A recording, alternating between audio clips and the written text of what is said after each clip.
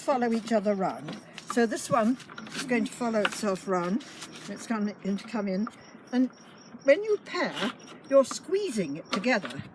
When you go over and under, it doesn't work because over and under doesn't have any tension.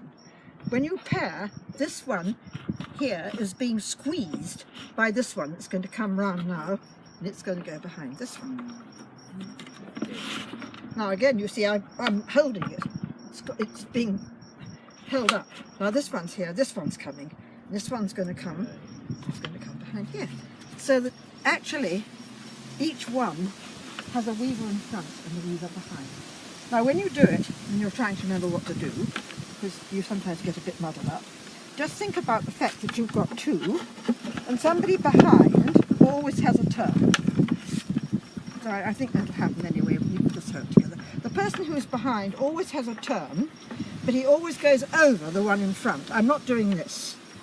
Okay. There, because otherwise it doesn't squeeze it. So this one goes behind and in front. Okay. Now again, can you see what I'm going to pick up?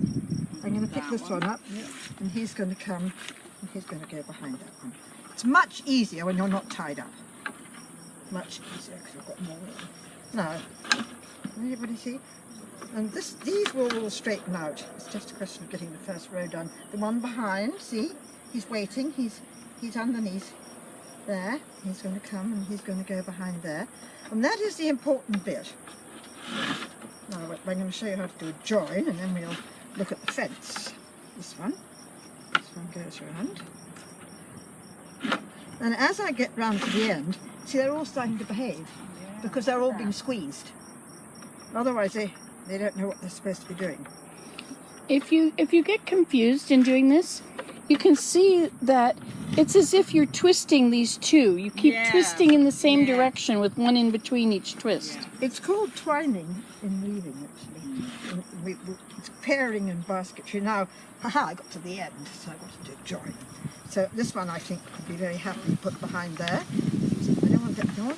You have to remember that really the stakes should be bigger than the weavers, and that's a bit mean for this little skinny thing. I think it's all right, but you have to be a little bit aware of thick and thin. So now I'm going to join. If you're a basket maker, you always join, we call it butts to butts and tip to tip. The butts join and then the skinnies join. So you don't have a little skinny one then suddenly a fat one. I don't know how much it matters for fence, because we're not making a basket and putting it in a country show, but I usually follow that just because it's kind of neat. But you can, and you'll find when you're using materials different lengths, you know, nobody's going to fuss about it if it's not quite perfect, particularly at the bottom of the thing. But I'm going to put in a butt here, and I don't want to hit anybody in the eye over there. So this one's going to come in, and he's just going to sit there, because it's going to be his turn next. It's this one's turn now.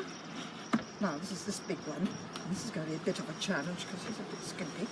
This one's a bit big, but I think I'm going to win.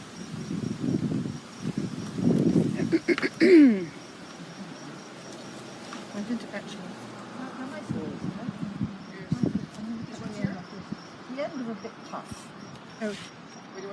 Yeah. If I need those to hold the paper. on my other